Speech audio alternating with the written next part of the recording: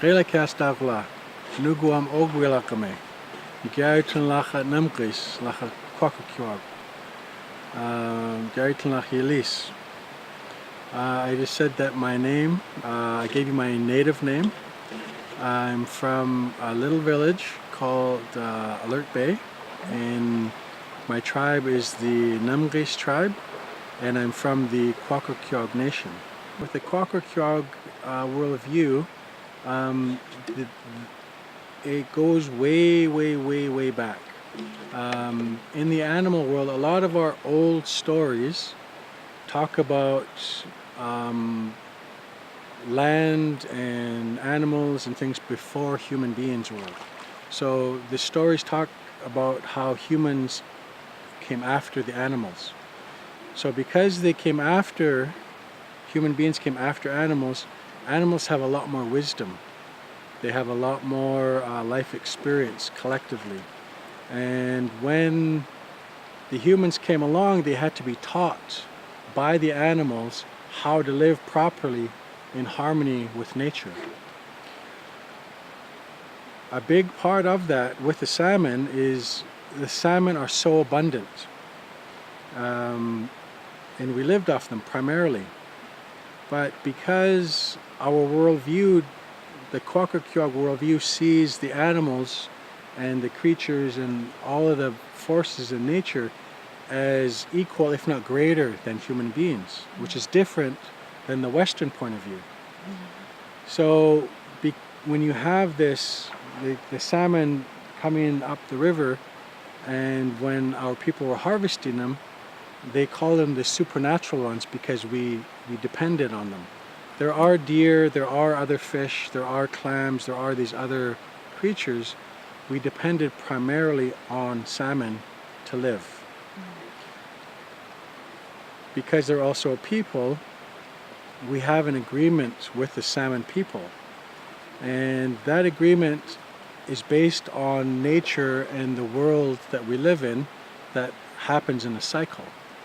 So everything is born, it lives its life and it dies, but then it's reborn to start over again.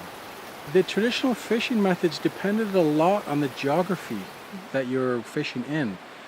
If you're in a river, you would use different methods than if you're out in the ocean.